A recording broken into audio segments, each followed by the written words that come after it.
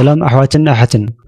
بزح جزي داويت كندقم كلنا قالات وطرح كنا معدون فتن انت خونا مزمور داويت لنفس وكف ناي مروج انكت كحدت ناي مسائي فرحي رأسا منعاغن فلوي ملكتاوي فوسي زلو معرفات حيزلو أبزي فيديو زي فلويات ناي داويت معرفات بمتكاس زلوهم ركيق طغمن سنة البوناوي سلوان بسفحات بعمقوت كنرينا سكام مدتها تختاتلو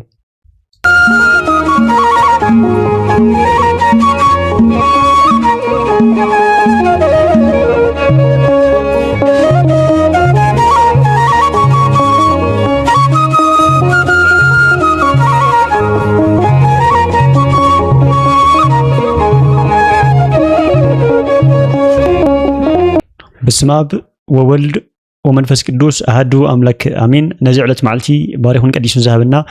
نعبوتاتنا أملاك እግዚአብሔር ናትና أملاك እግዚአብሔር ስሙ ዘላለም ዓለም ዝተኸበረን ዝተመስገነን ይሁን ናይ እግዚአብሔር ቤተሰብ ናይ አምላክና ጸጋን ምሕረትን ሰላምን ምስኩላትና ይሁን ከም ዝፍለጥ ልብ አምላክ ቅዱስ ዳዊት ሸውዓተ ጸጋታት ወይ ድማ ሸውዓተ ሀብታት ከም ዝነበሮ ይፍለጥ ንሶሙን ሀብተ ንግስና ሀብተ መዊ ሀብተ ክህነት ሀብተ መዝሙር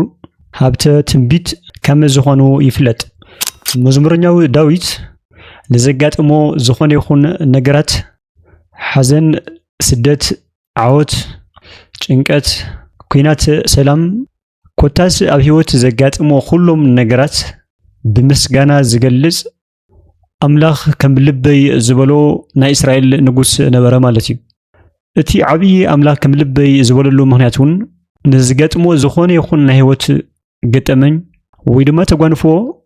ብምስጋና በመዝሙር ዝገልጽ ዓብይ አቡ ከም ዝነበረ ይነግረና ማለት እዩ ካብዚ ክንርዳእ ዝግበና እግዚአብሔር እቲ ዓብይ ዝፈትዎ ነገር ንዘጋጥሙና ነገራት ብምስጋና ክንገልጾም ከለና ናይ አምላኽ ልቢ ንረክብ ማለት እዩ ስለዚ ልብ አምላክ ቅዱስ ዳዊት ወን ንጸሎቱ ሁሉ ግዜ ብምስጋና እዩ ናብ አምላኽ ዝዕርጎ ዝነበረ ዳዊት ክንርኢ ከለና ጸሎት ከም ልምዲ ዘይኮነስ ከም መተንፈሲ ህይወቱ ይሪኦ ነበረ ማለት እዩ በሐጎስ እንተነበረ ይጽሊ በጭንቀት እንተነበረ ይጽሊ ኣብ ኃጢአት ወዲቁ እንተነበረ ግን ብንስሐ ይጽሊ ማለት እዩ ስለዚ ቤተክርስቲያንና ነዚ ጸሎት እዚ ከም ጨው ትጥቀመሉ ማለት እዩ ከም ትጨው ኣብ ዘያእትዎ ጸብሒ ዘየላ መዝሙረ ዳዊት ዘያእትዎ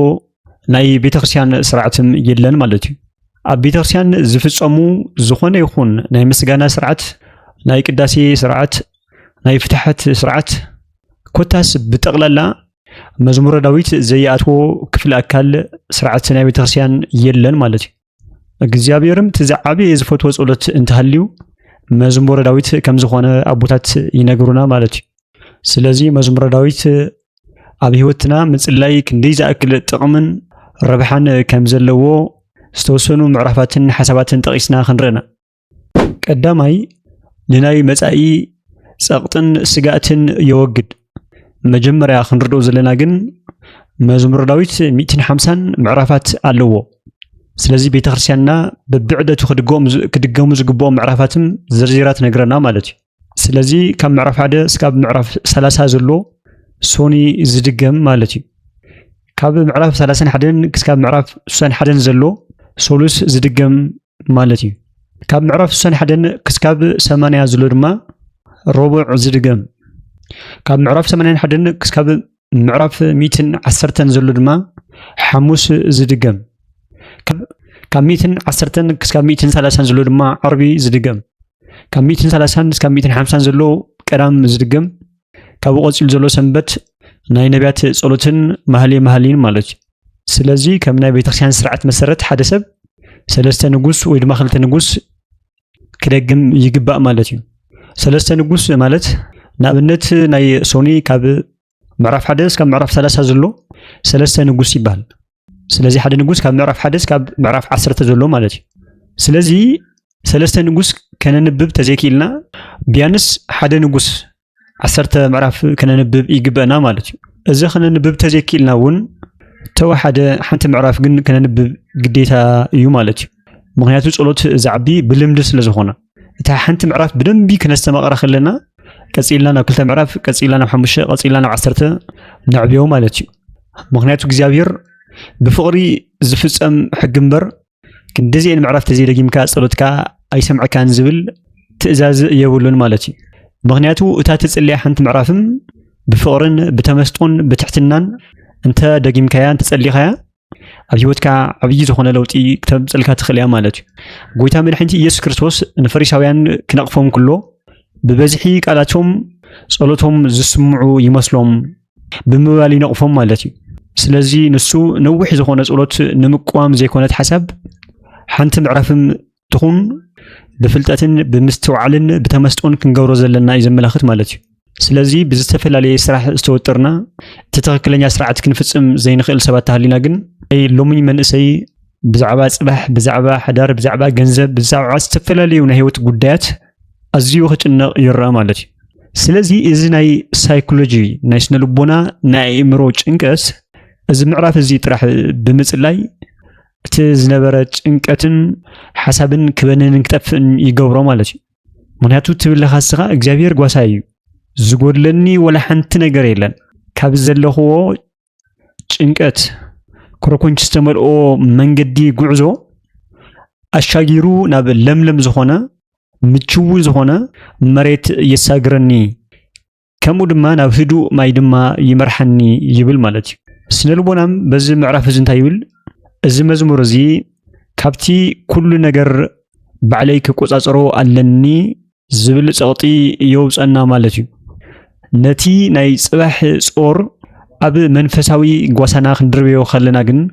ኣእምሮና ድሓንየ ጽባሕ ጽቡቕ ክኸውን እዩ ዝብል ፍጹም ናይ ድሕነት ሆርሞን ክምንጩ ይገብር ይብለና ማለት እዩ ምክንያቱን እግዚአብሔር ኣምላኹ ዝገበረ ህዝቢ እግዚአብሔር ጓሳኡ ዝገበረ ህዝቢ ብምንም ነገር ክጭነቕ ኣይኽእልን ተናባጊዕ ኸማን ጓሳእን ክሪኣ ከለዋ ካብ ዝኾነ ይኹን ጥፋትን መጥቃዕትን ክከላኸለለን ይኽእል ዝብል እምነት ስለ ዘለዎን ከይሰግኣ ኣብቲ ለምለምን ማይ ዝርከቦን ቦታን ብቕሳነት ክነብራ ንርኢ ማለት እዩ ስለዚ ንሕና እውን ናትና ህይወት ናይ እግዚአብሔር ጓስነት ሕሊፍና ክንህብ ከለና ብእምነት ካብ ዝመፁና ዝኾኑ ይኹን ዓይነታት ስጋት ኣእምሮናን ልቦናን ሰላም ክረክብ ይኽእል ማለት እዩ ስለዚ ኣብ ጸቕጥን ስጋትን ጭንቀትን ንርከብ ሰባት ኩሉ ግዜ መዝሙር 23 ሙሉእ ክንደግምን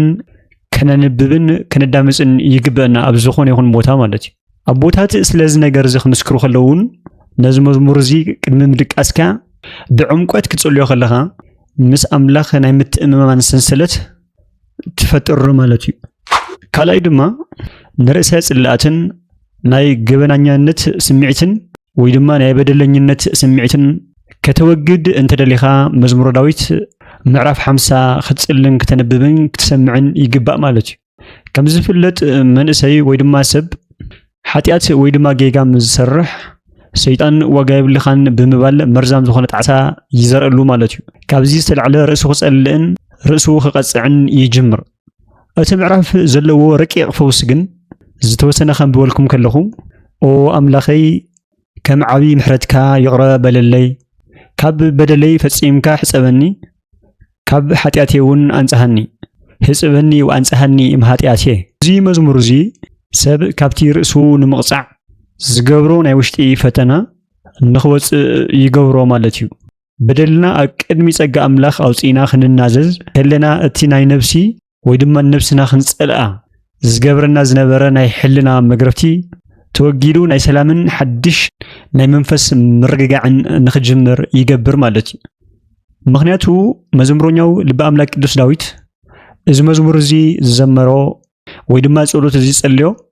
ድሕሪ ዓብይ ዝኾነ ውድቀት እዩ ጸልይዎ ማለት እዩ ስለዚ ውድቀትና ዓብይም እንተኾነ ውድቀት ናይ መወዳእታ ከም ዘይኮነ ዘርኢ ዓብይ መግለጺ ማለት እዩ ስለዚ ኣብዚ ሕጂ ዘለና ደቂ ሰባት ድማ ብዝተፈላለየ መልክዕ ወዲቕና ክንኮን ንኽእልና ምክንያቱ ናይ ዳዊት ውድቀት ክንርኢ ከለና ሰበይቲ ናይቲ ወታደር ሓለቓ ዝነበረ ኦርዮ ሰበይቲ ኦርዮ ምስኣ ኣብ ዝሙት ወደቐ ማለት እዩ ኣብ ዝሙት ወዲቑ ናህለ ድማ በዚ ጉዳይ ካለን ዳዊት ነቱ ንሃገሩ ኣብ ምክልኻል ዝነበረ ኦርዮ ናብ ገዝኡ ንኽመጽእ ብምግባር ድግስ ደጊሱ ወይኒ ኣስትዩ ብምስካር ንኦርዮ ምስ ሰበይቱ ንኽሓድር ናብ ሰበይትኻ ኸይድ ኢልዎ ማለት እዩ ስለዚ ኦርዮ ግን እዚ ነገር እዚ ፍጹም ክገብሮ ይከኣለን أحواتي أفتي سلهجرنا توادقوا خمي جرانا مسويتي تحقيس حدر بزول أمنت أبدأ حدر مالتي سلازي داويت نتناي سراويت حلقة نقوريو مستملسة نفت كينات نبك أدميت تويلو مالتي مغنياتو خاقاتلو سلازللي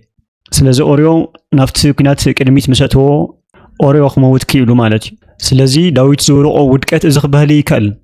እግዚአብሔር በነብይ ናታን ሊእኹ ስካብ ዝናገሮ ማለት እዩ ቀጽሉ ድማ ናይ ዳዊት ብኽያትን ንስሓን ድማ ዝኽበሃል ይካልን ማለት እዩ ስለዚ ብዝተፈላለየ ኃጢአታት ብዝተፈላለየ ውድቀታት ንውደቕ ፍጹም ብዝኾነ ፍቕርን ንስሓን ብኽያትን በጸሎት እዚ መድኃኒትን ፈውስን ክንረከብ ንኽእልና ማለት እዩ ሳልሳይ ንፍርሓትን ድኻም ኣይምሮን نزد ما حيلك خوننا زخل مزمور داويت معرف 9:1 أبقى 9 مالتي سبات بسنكي سقات هيوت ناي سيطان تنكولاتن ناي كفات سبات تنكولن كفاتن بزي مخنيات أبوشتهم فرحتن سقاتن كحدر يخيل مالتي إذا خعان أبدخام أيمرون فرحن نخاتو يقبر مالتي اتمعرف زلو ركي فوسقن زي هدر بردي تلول وينبر قصص لالوتو لأملاك سماي إليز جمر أفتنا يلعو الأملاخ رديت زسقع وزي نبر قصص لالوتو لأملاك سماي أفتنا أملاخ ناي سماي أملاخ سلال زنبر كاب مسعوديا هدنتن كاب مرزم حمامن نسو يناق فكايو بأخنافو يرد ما يقاردكا أبتعتي أخنافو أون تعقب يبلنا مالتي زمزمرزي إذا معرف زون سيطان كتقصو نرينا الكريستوس كافت تشاف بيت المقدس سلفمو كدحونخا ملائكتو سلنعخا يئززوم زبل قال سلازلو سلازي سلفمو بملائكتو خحلو كازبل لا سيطان مسكرنت ملو مالتي سلازي كاب معرف زي كندينا زاكل عقمن حيلن كمزلو نرداء مالتي سلازي كاب سبات يخون كاب سيطان زموصونا شرحتات تنكولات كفاءات النقرفلو النملتقلو غاشا يو مالتي سايكولوجي ويدما سنو لبنا وانتا يبل فرحات نايمرو يماسنو يبلنا ازي مزمور زغن انا بيني ايكونكن بملكوتاوي والتا تخيبه ايا زلخو زبل حيال زغونه ناي دحنت سمعيت يفطرلنا ازي دما ازي ناي فرحات معبل نخطفن نخرغاغعن يغبر مالتي سلازي اكم زعينت سمعيت زفطرلنا خبابتات انتهالينا كل جزء مزمور داويت 9 خنا نبب يغبنا مالتي اترعيد ما بينخا مخانن ابصموان جزء زدما مزمور داويت 142 اب كنف 141 اب كبابينا سبنا هلو جن كردنا زخل سب سينا عميق زخونه صموان تنصلون مس زسمعنا كنصليو زغبنا خندا مصو خنسمعو زغبنا አንቀጸ ጸሎቲ ማለት እዩ እቲ ምዕራፍ ዘለዎ ረቂቕ ፈውሲ ድምጸይ ናብ እግዚአብሔር ዓው አቢለ እጠር ዓለኹ ይብለና ንጸበባይ ውን ኣብ ቅድሚኡ የፍስሶ መንፈሰይ ኣብ ውሽጠይ ምስ ደኸመ ንስኻ ንመንገደይ ትፈልጣኻ ካብ ቁጽሪ 1 እስካብ ቁጽሪ 3 ዝርከብ ማለት እዩ ዳዊት እዚ መዝሙር እዚ ክዝምሮ ከሎ ኣብ ውሽጢ ጸልማት በዓቲ ኮይኑ ሳውል ከሳደዶ ከሎ ግዜ ዝዘመሮ መዝሙር ማለት እዩ ጽምዋኻን ነስቃይካን ክርደልካ ዝኽእል ሓደ አካል ንሱ በይኑ አምላኽ ስለ ዝኾነ ጥራሕ ማለት እዩ ብሕታውነት ተነጽሎ ክስምዓካ ከሎ ንዳዊት ምስ መላእኽቲ ሓቢርካ ድገም ብቐጽበት ተባዕቲ ድማ ናብ ቤተ መቕደስ ክቕየሩ ይውልና ቦታት ስለዚ ሰባት ከሳድዱና ከለው ሰባት ገጾም ክኸሉና ከለው ናይ ብሕታውነት ስምዒት ናይ ተነጽሎ ስምዒት ክስምዓና ከሎ ብውሕዱ ዛ ምዕራፍ እዚኣ ብምድጋም ምጽንዕናዕን ሰላምን ተስፋን ክንረክብ ንኽእል ማለት እዩ ምኽንያቱን እግዚአብሔር ዝሓዘ ዓለም ኩሉ ከም ዝሓዘ እዩ ምኽንያቱን ዓለም ኩሉ ኣብ ኢድ ኣምላኽ ስለ ዝርከብ ኩሉ ሒዝካ ኣምላኽ ተዚ ሒዝካ ንስኻ ባዶኻ ኣምላኽ ሒዝካ ምንም ተዚሃለካ ንስኻ ሙሉእኻ ማለት እዩ ስለዚ ኣምላኽ ምስኡ ዘሎ ሰብ መቸም ይኹን ብቸኝነት ብሕታውነት ኣይስሙዖን ኣብ ዓለም በይኑ ተተረፈኳ ምስኡ መን ከም ዘሎ ስለ ዝፈልጥ ህይወቱ ሁሉ ደስተኛ ሕጉስ እዩ ማለት እዩ ስለዚ ብውሕዱ ዛ ምዕራፍ እዚኣ ብምንባብ እቲ ኩሉ ምስኡ ዘሎ ኣምላኽ ምሳና ብምግባር ኩሉ ምሳና ዘሎ ክንገብር ንኽእልና ማለት እዩ ስለዚ ኣብቲ ጽልማት ግዜ ዝተወለዱ ብዙሓት መዝሙራት እስካብ ሎሚ ንዓለምና መጽናዕትን ጥንካረን ኮይኖም ይርከቡ ማለት እዩ ቅዱሳት ናቴዎስ ክናገር ከሎ መዝሙራት ናይ ነፍሲ መስተዋት እዮም ሰብ ድማ ልቡ ኣብኦም ይርኢ ይብል ማለት እዩ ስለዚ ልብና ክንፍትሽ ተደሊና ማለት እዩ እያንዳንዱ ምዕራፍ ነንብቦ ስለዚ ኣብ ከመይ ዓይነት ኮንዲሽንን ኣተሓሳስባን ቦታን ከም ዘለና ክነግረና ይባዕሉ ከውግዕና ነዚ ቪድዮ ተዳምፁ ዘለኹም ኩልኹም ሓንቲ ገዛዕ ይኸወኩም ሕጂ እዛ ቪድዮ እዚኣ ምስ ወዳኹም በይዛኹም ካብዘን ዝጠቐስክዎን ምዕራፋት ሓንቲ መሪፅኩም ሞክሩ ኣስከ ምክንያቱ ክርስትና ማለት ናይ ተግባር ህይወት እዩ ናይ ውሳነ ህይወት እዩ ናይ ነበረ ናይ ዘረባ ህይወት ጥራሕ ኣይኮነን ስለዚ ሓደ ሰብ ቴዎሬቲካል ክላስ ክወስድ ከሎ ግዴታ ኣብ ደገ ወፂኡ ኣብ ፕራክቲካል ኤርያ እቲ ናይ ቴዎሪ ክልስ ሓሳብ ብተግባር ተዘሪዎ ዝተበላሸወ ፅሬት ትምህርቲ ኣሎ ማለት እዩ ስለዚ ተመሳሳሊ ክርስትናም ከምኡ እዩ ስለዚ ሓንቲ ምዕራፍ እንብኡ እንታይ ዓይነት ለውጢ እንታይ ዓይነት መልእኽቲ ከም ዝወኩም ኣብ ልብኹም ኣብ ኮመንት ጻሕፉ ማለት እዩ ስለዚ ኣብ መዝሙረ ዳዊት ዘይኣተወ ሓሳባት የለን ምክንያቱ እያንዳንዱ ምንቅስቃሳቱ ዳዊት ዓወት ክረክብ ከሎ ዳዊት ክሕዝን ከሎ ዳዊት በይኑ ክኸውን ከሎ እያንዳንዱ ናይ መዝሙረ ዳዊት ምዕራፋት ናይ ባዕሎም ዝኾነ ባክግራውንድ ታሪክ ድሕረ ባይታ ኣለዎም ማለት እዩ ስለዚ እቲ ብበዝሒ ብውድቀት ዝፍለጥ ከምኡ ድማ ብነስሓን ብምምላስን ዝፍለጥ ልበ ኣምላክ ቅዱስ ዳዊት ነቲ ንሕና ኣብዚ ግዜ ዘለና መቁፀር ዘይብሉ ውድቀታት ዘለውና ሰባት ብጣዕሚ ዝውክለናን ዝገልፀናን ስለ ዝኾነ እያንዳንዱ ምዕራፍ ብተመስጦን ብምስትውዓልን ምስ ህይወትና እናተኣሳሰረ ከውግዕና እዩ ከምኡ ድማ ግዜ ሳክሰስና ኣብ ግዜ ዓወትና ዳዊት ንጎልያድ ከሸንፎ ከሎ ዘመሮ መዝሙር ኣሎ ስለዚ ክንዲ ጎልያድ ዝኾን ፀገምና ችግርና ጭንቀትና ንሓልፍ ከለና እውን ክንዝምሮም ዝግብኡና ምዕራፋትን ቁፅርታትን ኣለዎ እዮም ስለዚ ቀስ በቀስ ኩላቶም ኣብ ከይዲ ንሪኦም ንኸውን ማለት እዩ ስለዚ ክቡራት ናይ ክርስቶስ ቤተሰብ መዝሙረ ዳዊት ንናይ ኣእምሮናን ልቦናናን መንፈስናን ሕክምናን መድሓኒትን ዝመልአሉ ፋርማሲ ማለት እዩ ንነፍሲ ወከፍ ፀገምኩም ዝኸውን ምዕራፍ ጸልዩ ዘቕመጠልና ቅዱስ ዳዊት ሎሚ እውን ዓብዪ ዝኾነ መፍትሒ ይኾነና ኣሎ ካብ ሎሚ ጀሚርኩም ምስቲ ዘጋጥመኩም ዘሎ ፀገም ተጋድሎ ዝተኣሳሰር ምዕራፍ መሪፅኩም ክትጽልዩ ይዕድመኩም እዚ ቪድዮ እዚ ንብዙሓት ናይ ኣእምሮ ሰላም ክህብ ስለ ዝኽእል ናብ ኩሉ ንኽባፃሕ ሼር ንግበሮ ክስካብ ሕጂ ዘይተፈለየና